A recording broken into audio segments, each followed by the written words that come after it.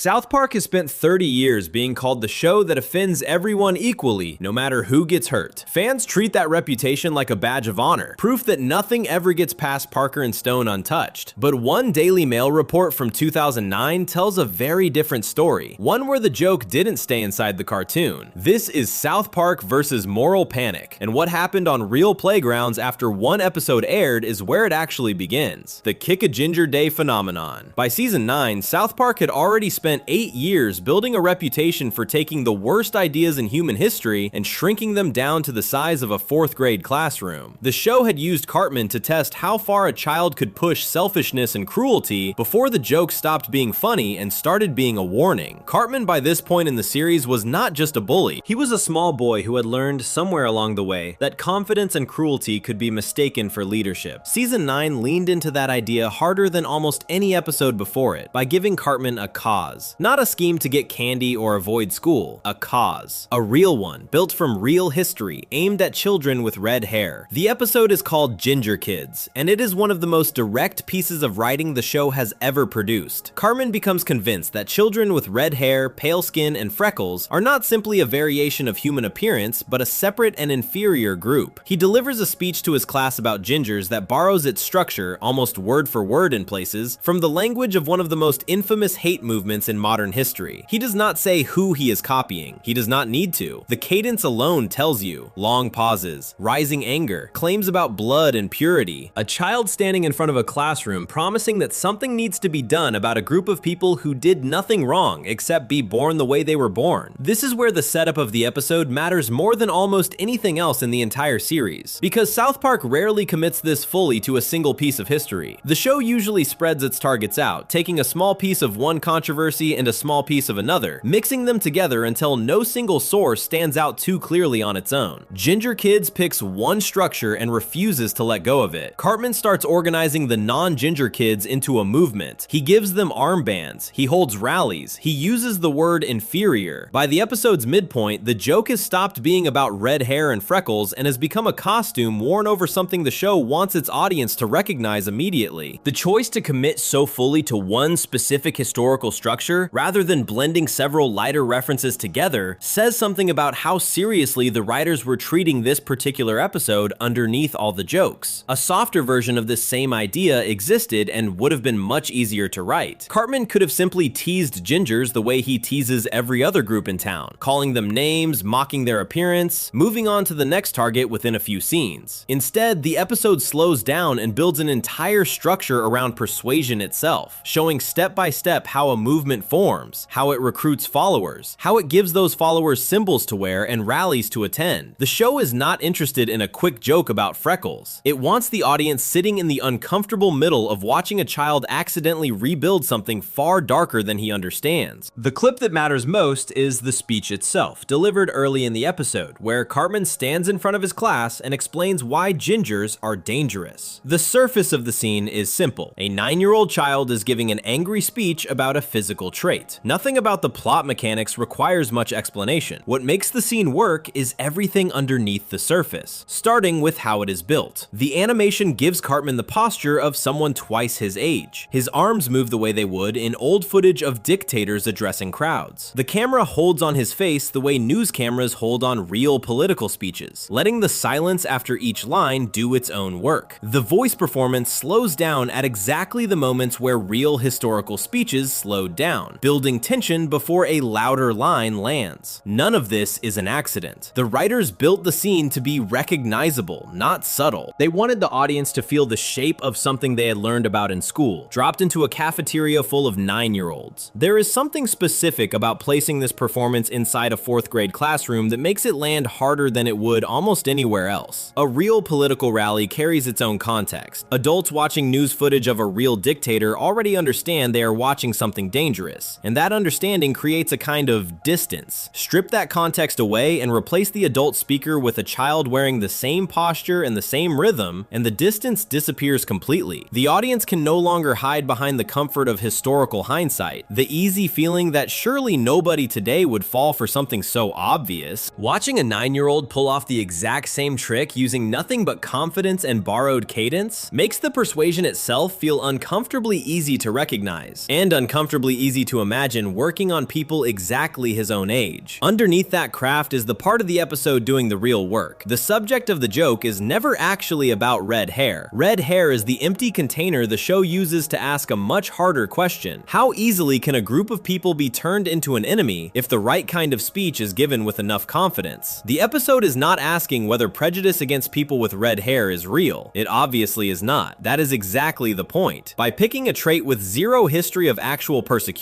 the show strips away every excuse an audience might use to distance themselves from the lesson. Nobody watching this episode can say, gingers really are different, so the only thing left to examine is the method. The method is the subject, not the target. This choice is what separates ginger kids from a normal South Park joke about an exaggerated stereotype. The show usually picks a real and recognizable group, then plays with assumptions people already carry about that group. Here, there are no real assumptions to play with. Nobody walks into the episode already believing something bad about redheads. The writers had to build the entire belief system from nothing, using only borrowed structure from a real and much darker example. That is a much harder trick to pull off than it looks, and it is the reason this episode keeps getting brought up in conversations about the show's sharpest writing, even outside of its place in the controversy timeline. Building a belief system out of nothing also means the episode has to work twice as hard inside Cartman's own dialogue, since there is no shortcut available through outside stereotype. Every single claim Cartman makes about gingers has to be invented on the spot, then delivered with enough false confidence that other kids in town start repeating it without question. Watching that process unfold slowly across the episode is, in a strange way, more disturbing than watching a character simply repeat an existing prejudice would have been. An existing prejudice already has momentum built up from outside the story. Cartman has to generate all of that momentum himself, inside a single afternoon, using nothing but tone and timing. The episode is showing its audience exactly how thin the line can be between having no belief at all and fully believing something invented an hour earlier. What happened after the episode aired is the part of this story that turns ginger kids from a clever piece of writing into a genuine case study in how a joke can leave the screen and become something nobody intended. In the years following the episode, a thing called Kick a Ginger Day began appearing, organized mostly online, encouraging kids in real schools to physically target other kids simply for having red hair. This was not a joke contained inside a cartoon. It was real children in real hallways being kicked, shoved, or hit, while the people doing it referenced the episode as their reason. News outlets, including the Daily Mail, reported on the spread of this behavior, describing how a fictional bit built specifically to mock the logic of persecution had been picked up by some young viewers and used as a justification for actual persecution. This is the moment where the emotional and cultural weight of the episode becomes complicated in a way the writers almost certainly never intended. The entire point of Cartman's speech was to make an audience recognize the shape of something dangerous and reject it. The joke only works if the viewer is laughing at Cartman, not agreeing with him. But somewhere in the spread of the episode through schools and early social media, a chunk of the audience missed the second half of that equation. They kept the persecution and dropped the lesson. They took a script written specifically to expose how easily people can be turned against an innocent group and used it as a script for turning against an innocent group. This is worth sitting with for a moment, because it says something about how satire actually travels once it leaves the hands of the people who made it. A piece of writing can be built with total clarity of purpose and still be misread by part of its audience, especially an audience made up largely of children who may not have the full context the writers were drawing from. Most kids watching Ginger Kids in 2005 had probably not studied the specific history the speech was borrowing from. Without that context, the joke can flatten into something simpler and much less safe. Instead of seeing a warning about how easily hatred can be manufactured, some viewers just saw a funny bit about teasing redheads, stripped of everything underneath it. This gap between what a piece of writing intends and what part of its audience actually absorbs is one of the oldest problems in comedy, and animated comedy carries a specific version of this risk that live-action satire does not always share. Cartoons are watched by a much younger audience than the show is rated for, and South Park has never pretended otherwise. The show carries a mature rating specifically because its content is not meant for children, yet its format, its bright colors, and its short runtime have always made it deeply attractive to exactly the age group most likely to miss the deeper layer of a joke like this one. Kick a Ginger Day did not happen because adults misunderstood a cartoon. It happened because children, the same age as the characters being mocked in the episode, took a piece of content built as a mirror and used it as a manual instead. It is worth pointing out about how unusual this particular failure is compared to most arguments people make about cartoons being dangerous for young viewers. The usual worry involves children copying violence, language, or behavior they see modeled directly on screen, mimicking an action because it looked exciting or funny in the moment. Kick a Ginger Day did not work that way at all. The children involved were not copying Cartman's actual physical behavior toward Gingers, since the episode barely shows him hurting anyone directly. They were copying his underlying idea, stripped completely free of the warning the show had wrapped around it. This is a stranger and in some ways harder problem to prevent than simple imitation, since it requires an audience to understand layered intent rather than just observe an action and repeat it. This is also where the episode becomes something larger than a single joke about Cartman's latest scheme. It becomes the clearest example in the entire run of the show of a strange and uncomfortable loop. South Park built an episode about how moral panics get manufactured using a method copied from one of history's worst examples of mass persecution, specifically to make fun of how that kind of thinking spreads. Then, almost as if proving the episode's own point without meaning to, a version of that same spreading behavior happened in real schools, with real kids, using the episode itself as the spark. The show did not just make a joke about a moral panic. In a small but very real way, it accidentally helped cause one of its own. This connects directly to the larger argument this entire video is built around. South Park has spent decades positioning itself as the show standing outside moral panics, pointing at them, laughing at how fast people lose their heads over things that do not deserve the reaction they get. Ginger Kids is the episode that complicates that position the most. It is proof that satire is not immune to becoming the very thing it is mocking. A piece of writing can be smart, careful, and specific in its intent, and still get absorbed by part of its audience in exactly the shape it was trying to warn against. The show that built its identity on standing above moral panic accidentally generated a small, real one of its own, made up of actual children getting hurt because of a lesson about persecution that for some of them never landed. None of this erases what the episode is trying to do, or how well it is constructed as a piece of writing. The speech is still one of the sharpest things the show has ever produced, and the choice to build a hate movement around something as harmless as hair color remains one of the most effective tricks in the show's history, precisely because it removes every easy excuse a viewer might use to avoid the lesson. But the existence of Kick a Ginger Day means this episode cannot be talked about only as a clever joke. It has to be talked about as proof that even the most carefully built satire can slip past its own intentions once it leaves the writer's room and lands in a world full of viewers who are not all working with the same context, the same age, or the same ability to separate the mirror from the instructions. Before we move on, if you're enjoying this analysis, please consider subscribing. It helps the channel tremendously. That gap between what a joke is built to do and what an audience actually does with it becomes even more complicated once real institutions get involved instead of just schoolyards. Because the very next major controversy in the show's history did not come from kids missing a lesson. It came from a major celebrity, a real church, and a cast member's own family, all colliding over a single episode that the network itself eventually tried to bury. Section 2, Trapped in the Closet and the Scientology Backlash. Season 9 had already shown, through Ginger Kids, that South Park could take an idea most people would never expect a cartoon to touch and turn it into one of the sharpest pieces of writing the show had ever produced. A few episodes later in that same season, the show did something even riskier. It picked one of the most powerful and most protected organizations in the entertainment industry, gave the audience its actual origin story in full, and then put one of the world's biggest movie stars inside a closet refusing to come out. The episode is called Trapped in the Closet. The plot follows Stan Marsh, one of the four main boys, after he is given something called a personality test by members of the Church of Scientology. Stan is just trying to get out of the building when the test results come back showing extremely high readings. According to the church members running the test, those numbers mean something enormous. They believe Stan might be the reincarnation of L. Ron Hubbard, the man who founded the religion. Word spreads quickly. Stan becomes a kind of celebrity inside the church almost overnight, with members showing up at his house, treating him like a leader, and eventually telling him secrets about the religion that are normally kept hidden from outsiders. There is something specific about the structure of this setup worth slowing down on, since it mirrors a pattern South Park returns to again and again whenever it wants to expose how an organization operates. Stan does not seek out Scientology. He does not walk in looking for answers or meaning the way a real convert might. The system reaches out and grabs him first, based on nothing more than a number generated by a test he barely understood. This detail matters because it shifts the entire tone of the episode away from mocking belief itself and toward mocking mocking the machinery used to manufacture belief in someone who never asked for it. The show is not laughing at the idea of faith. It is examining how a system convinces an outsider he is special before he has any reason to think so himself. This is where the episode does something almost no other television show, animated or otherwise, had done up to that point. It stops the plot entirely and lays out in full animated detail the actual origin story of Scientology, as it has been described by the religion's own internal teachings. The screen displays text explaining that this is what Scientologists actually believe, then walks through the story step by step. It covers the idea of an alien ruler from billions of years ago, the use of hydrogen bombs inside volcanoes, and the idea that human beings today carry the spirits of ancient alien beings trapped within them because of events that happened in deep space history. The show presents all of this without changing the tone of its narration. No mockery is added through dialogue. The information is simply shown calmly, while the absurdity is left to speak for itself. This choice matters enormously when looking at how the episode is built. South Park usually mocks its targets by exaggerating them, by making jokes that twist a real belief or behavior into something sillier than it actually is. Trapped in the Closet barely needs to do that here. The writers chose to present the actual claims as plainly as possible, trusting that the material itself would create the reaction they wanted. This is a much more dangerous move than writing an exaggerated parody, because there is no layer of fictional exaggeration to hide behind if anyone with power over the show happens to be a member of the religion being described. There is also something worth noticing about how confident this choice was from a creative standpoint. Most satire works by adding distance between the audience and the real subject, using costume, caricature, and exaggeration as a kind of buffer that lets everyone laugh without feeling the full weight of what is actually being said. By removing that buffer entirely, the episode forces its audience to sit with the material on its own terms. There is no caricature to point at and dismiss as unfair exaggeration. The text on screen states plainly that this is what the religion's own teachings describe, leaving viewers to draw their own conclusions without the show doing any of the heavy lifting through jokes layered on top. As it turns out, someone with real power over the show was exactly that. Isaac Hayes, the legendary musician and actor who had voiced the character of Chef on South Park since the very first episode in 1997, was a practicing member of the Church of Scientology. Chef was one of the most beloved characters in the entire series, a kind, soulful adult figure who gave the boys cooking advice filled with double meanings, and who had become, in many ways, the emotional heart of the show's earliest seasons. The voice behind that character was not a side actor brought in for a small role. Isaac Hayes was a major recording artist with a career stretching back decades, known for his work composing the theme to the movie Shaft, among countless other contributions to American music. His presence on South Park gave the show a kind of credibility and warmth that the writers clearly valued. After Trapped in the Closet aired, Hayes initially had no public issue with the episode. Reporting from the time, along with later interviews, describes Hayes discussing the episode directly with series creators Trey Parker and Matt Stone, and the conversation between them was described as amicable. Hayes did not appear to be demanding changes or threatening to leave the show in the immediate aftermath. For a period of time, it looked as though one of the most respected members of the cast had simply absorbed a joke about his own religion, the same way countless other public figures had absorbed jokes about their own beliefs, religions, and careers across the show's run. Then, not long after, an announcement came that Isaac Hayes was leaving South Park, with statements pointing to his discomfort with the show's treatment of religion as the reason. On the surface, this looked like a straightforward story. A famous actor devoted to his faith decided he could no longer be part of a show that mocked something he held sacred, and walked away on principle. That version of events became the public understanding of what happened for a long time. The deeper version of the story, the one that took years to surface fully, paints a far more complicated picture, and this is where the episode's emotional and cultural weight really begins to take shape. Reporting from Fox News at the time suggested that Hayes' departure was not actually his free decision. According to that reporting, pressure had come from fellow members of the Church of Scientology, pushing Hayes toward leaving the show rather than Hayes choosing to leave on his own initiative. This reporting also pointed out something specific and important. The original press release that announced Hayes' departure had reportedly been issued by someone who was not authorized to speak on his behalf. In other words, the public statement explaining why Hayes was leaving the show may not have actually come from Hayes himself, or with his full knowledge and approval, but from people around him acting independently. This detail becomes even more significant when looking at what came out years later. In a 2016 oral history of South Park, published in The Hollywood Reporter, Isaac Hayes III, the son of the late actor, spoke directly about what had really happened. According to Hayes' son, the decision to leave leave South Park was made by people surrounding his father, described as his entourage, during a period when Hayes himself was no longer in a condition to be the one making such decisions. Isaac Hayes had suffered a stroke in January of 2006, which significantly affected his health in the years before his death in 2008. His son's account suggests that the public story of Hayes voluntarily quitting in protest over religious objections may not reflect what actually happened inside his personal life at that specific moment. This turns the entire episode of Trapped in the Closet and everything that followed it into something far more layered than a simple story about a celebrity standing up for his beliefs. What looked from the outside like one famous Scientologist drawing a hard line against the show that employed him may have actually been a story about a man in declining health, surrounded by people connected to his religion, who made a major career decision on his behalf during a period when he could not fully advocate for himself. If that account from his son is accurate, then the public moral panic around the episode, the idea that Scientology had successfully pressured a beloved actor into walking away from his job in protest, may have been built on a story that was not entirely true to begin with. This is worth sitting with, because it changes the entire shape of the controversy. A moral panic usually needs a clean, dramatic narrative to spread. Famous actor quits show in protest over offensive content is a clean, dramatic narrative. It is the kind of headline that travels fast, gets repeated by other outlets, and becomes accepted as fact simply because it sounds complete on its own. The messier and more complicated version, involving a stroke, a vulnerable public figure, and people around him making decisions in his name, does not travel nearly as easily. It does not fit neatly into a headline. So for a long time, the simpler story was the one most people knew, while the more troubling reality sat mostly buried until Hayes' own son brought it forward years later. It is worth pausing on just how long that gap actually lasted. Hayes left the show in 2006. His son's account did not become widely available until 2016, a full decade later. For 10 years, the dominant public understanding of what happened rested on a version of events that may never have reflected what Hayes himself actually wanted. That is not a short window for a misleading story to sit unchallenged in public memory. It is long enough for an entire narrative about Scientology successfully pressuring a celebrity into protest to harden into accepted fact, repeated in articles, documentaries, and casual conversation among fans, before the more complicated truth finally had a chance to surface through someone with direct, personal knowledge of what had actually happened inside the family. Soon after Hayes' departure became public, the character of Chef left the show as well, written out through a storyline explaining his exit. The loss of Chef was felt deeply by longtime viewers, since the character had been part of the show since its very first episode and had built up nearly a decade of history with the four boys. Losing him under these circumstances, tangled up in religious pressure and unclear personal decisions, gave the entire situation a sadness that went beyond the usual back and forth of South Park controversies. This was not simply a religious organization being upset about a joke. It involved the health and autonomy of one of the show's own beloved cast members, something far more personal than most of the controversies the show had weathered before. The story does not end with Hayes' departure. The episode itself continued to generate consequences on the corporate side of the situation as well. According to multiple reports, the Church of Scientology and actor Tom Cruise, who appears as a character in the episode and who has been a prominent and devoted member of the religion for decades, were connected to potential lawsuits threatened against Comedy Central over the episode's content. Tom Cruise was, at the time, also tied closely to Comedy Central's parent company through shared business relationships in the entertainment industry, since the Mission Impossible films he starred in were distributed by Paramount, which shared a parent company with the network airing South Park. This overlap meant the pressure was not just coming from outside the company. It potentially involved relationships that mattered to the very corporation responsible for putting the episode on air. The most visible result of all of this pressure came roughly 6 months after the episode's original 2005 broadcast, when Trapped in the Closet was scheduled to air again as part of the normal rerun rotation on March 15, 2006. Without any advance warning to the public, Comedy Central pulled the rebroadcast at the last moment and replaced it with an entirely different episode from the show's second season, a much older episode called Chef's Chocolate Salty Balls. No public explanation was given at the time for why the scheduled episode had suddenly disappeared from the lineup. The timing, combined with everything else swirling around the episode involving Hayes, Scientology, and the lawsuit threats, made the reason for the switch fairly obvious to anyone paying attention, even without an official statement confirming it. This sudden disappearance of a scheduled rerun, with no explanation offered to viewers, became its own small small media event. The Los Angeles Times gave the entire situation a nickname that stuck, calling it Closetgate. The choice to attach the word gate to the controversy, a reference borrowed from major political scandals, tells you something about how seriously this incident was being treated in entertainment journalism at the time. A network quietly pulling a single cartoon episode from a rerun schedule is not normally treated as a major story. The fact that it was treated as one shows how much weight the Scientology angle, the Tom Cruise connection, and the loss of a major cast member had added to what might otherwise have been a routine programming change. Looking at the entire arc of this controversy from start to finish reveals something important about how moral panics actually function once real money, real careers, and real corporate relationships get involved. The original episode was built to expose, calmly and directly, the actual claims at the center of a major religious organization, using almost no exaggeration because the material itself was considered shocking enough on its own. That choice succeeded completely as a piece of satire. It is still remembered today as one of the most fearless things the show has ever produced. But the fallout from that success reached far beyond the show itself. It touched the health and autonomy of one of the show's own beloved actors. It potentially involved legal threats tied to one of the most famous actors in the world, and it resulted in a network quietly erasing its own content from a rerun schedule without telling anyone why. This is a different shape of moral panic than the one created by Ginger Kids. That earlier episode showed how satire aimed at exposing prejudice could be misunderstood by part of its own audience, and accidentally turned into something resembling the very behavior it was trying to warn against. Trapped in the Closet shows something else entirely. It shows how a moral panic can form not from confusion or misunderstanding, but from real institutional power being exercised quietly, behind the scenes, with the full story only becoming clear to the public years after the fact, once someone with direct knowledge of the truth finally spoke up. Both stories share something in common though. In both cases, the loudest and most visible version of events at the time was not the most accurate one. With Ginger Kids, the public conversation rarely focused on satire being misread by children. With Trapped in the Closet, the public conversation rarely focused on the health of an aging actor and decisions possibly made on his behalf without his full involvement. In both cases, the simpler and more dramatic story is the one that spread, while the real explanation sat underneath, waiting to be uncovered. Before we move on, if you're enjoying this analysis, please consider subscribing. It helps the channel tremendously. Scientology would not be the only major religion South Park found itself tangled up with over the years, and it would not even be the most dangerous. The next major collision the show had with religious controversy did not involve quiet pressure behind the scenes or a rerun quietly disappearing from a schedule. It involved real threats of violence, an actual international cartoon crisis that had already led to riots overseas, and a decision by South Park's own network to censor the show's content out of fear for the safety of the people who made it. Section 3. Cartoon Wars Parts 1 and 2. Satirizing the Muhammad Panic live. In 2005, a Danish newspaper called Jyllands-Posten published a set of cartoons depicting the Islamic prophet Muhammad. For many Muslims around the world, any visual depiction of Muhammad is considered deeply disrespectful, regardless of how that depiction is drawn or what it shows. The publication of these cartoons set off an enormous and often violent reaction across multiple countries. Protests broke out internationally, embassies were targeted, people were killed in riots connected to the controversy. The cartoons themselves became one of the most discussed and most dangerous pieces of media in the world that year, not because of anything especially shocking about their content, but because of what they represented to people who saw any drawing of Muhammad as an act of disrespect toward their faith. This was the real-world backdrop sitting behind South Park when season 10 began, and Trey Parker and Matt Stone decided to build an entire two-part episode directly out of it, using their own show as a stand-in for the exact situation news networks and publishers around the world were currently facing. Most cartoons take their inspiration from something safely in the past, a controversy that has already cooled down enough to be picked apart for laughs without much real risk attached. This was not that kind of subject. The riots connected to the Danish cartoons were recent, the anger was still active, and nobody could say for certain what kind of reaction a new joke about the same subject might cause. The plot of Cartoon Wars Part 1 begins with news that the Fox network is planning to air an episode of Family Guy that will include an uncensored cartoon depiction of Muhammad. As soon as word of this spreads through the town of South Park, panic takes hold almost instantly. Adults begin boarding up windows. Families stock up on supplies as though preparing for a natural disaster. The entire town behaves as though violence is guaranteed to follow the broadcast, mirroring the real fear that had spread internationally after the Jyllands-Posten cartoons were published. The show plays this reaction at full volume, stretching an entire community's response to a cartoon into something resembling preparation for war, a level of exaggeration that only works because the underlying fear it is copying was, at the time, completely real. Inside this town-wide panic, the show splits its two lead characters into two very different positions, and the contrast between them becomes the actual engine of the entire story. Kyle Broflovsky does not want the Family Guy episode pulled from the air. His reasoning is built around the idea that giving in to fear and allowing the threat of violence to control what gets shown on television sets a dangerous precedent. If networks start pulling content purely because some group might react violently, then violence itself becomes the deciding factor in what can or cannot be said, which Kyle argues is a far more dangerous outcome than any single offensive cartoon. Cartman, on the other hand, claims to be deeply concerned about respecting the feelings of Muslims, insisting that the episode must be pulled to avoid causing offense. As the story unfolds, it becomes clear that Cartman's stated concern for Muslims is not genuine at all. His real motivation is much simpler and far more selfish. He simply wants Family Guy taken off the air entirely because he believes it is a poorly made show, and he is using the language of sensitivity and respect as a tool to get what he actually wants. This setup is where the episode does some of its sharpest work, because it is making an argument about how moral panics get used by different people for completely different reasons. Some people caught up in a moral panic are genuinely afraid, the way the panicked residents of South Park clearly are in the episode. Other people are not afraid at all, and instead see the panic as a convenient excuse to push for something they wanted anyway, the way Cartman uses the language of religious sensitivity purely as a weapon against a rival cartoon. By placing both of these motivations inside the same two episodes, the show is making a point that goes far beyond just the Muhammad cartoon controversy itself. It is pointing out that moral panics are rarely pure. They usually contain a mix of real fear and fake concern, tangled together so tightly that it becomes difficult to tell which parts of the outrage are genuine and which parts are simply being used by people chasing their own separate goals. This distinction between Kyle and Cartman ends up mattering well beyond this single storyline, because it gives the audience two separate ways to think about anyone caught up in a public controversy elsewhere in the real world. A person demanding that something be banned or censored might genuinely believe they are protecting people from harm, the same way the frightened townsfolk genuinely believe danger is coming. Or that same person might simply be using the language of protection and respect as a convenient excuse to get rid of something they already disliked for entirely unrelated reasons. The episode never tells its audience which explanation applies to any real situation outside the show. It simply makes both possibilities visible at once, leaving the audience to notice how easily the two get confused with each other in actual news coverage of actual controversies. The first episode ends without resolving the central question hanging over the entire story. Viewers are left not knowing whether the image of Muhammad will actually be shown uncensored once the in-universe Family Guy episode finally airs, with the show directly instructing the audience to tune in to the second part to find out. This structure itself was unusual for South Park, which almost never builds its episodes around this kind of cliffhanger format, and the choice signals just how seriously Parker and Stone were treating this particular topic. They were not just telling a joke, they were building suspense around a real and unresolved question that mirrored the exact uncertainty playing out in newsrooms and television networks across the world at that very moment. Cartoon Wars Part 2 follows Kyle as he travels to Hollywood, determined to convince a Fox network executive to air the Family Guy episode without censoring the image of Muhammad. Cartman, continuing his separate and far less honest agenda, also tries to influence the outcome, still pretending his motivation is respect for Muslim viewers, while actually hoping the entire show gets canceled. The episode builds toward a moment where Kyle makes his case directly to the people with the power to decide what gets broadcast, arguing for a simple and consistent standard rather than one that bends depending on which group might react with the most anger. The actual line of reasoning Kyle uses became one of the most quoted moments connected to this entire storyline. His argument is built around the idea that either everything should be allowed to be shown, treated, and joked about equally, or nothing should be. There cannot be a system where some groups are protected from mockery because they are seen as dangerous if provoked, while other groups remain open to constant ridicule because they are seen as unlikely to respond with violence. Under that kind of system, the argument goes, the deciding factor in what gets satirized stops being about fairness or consistency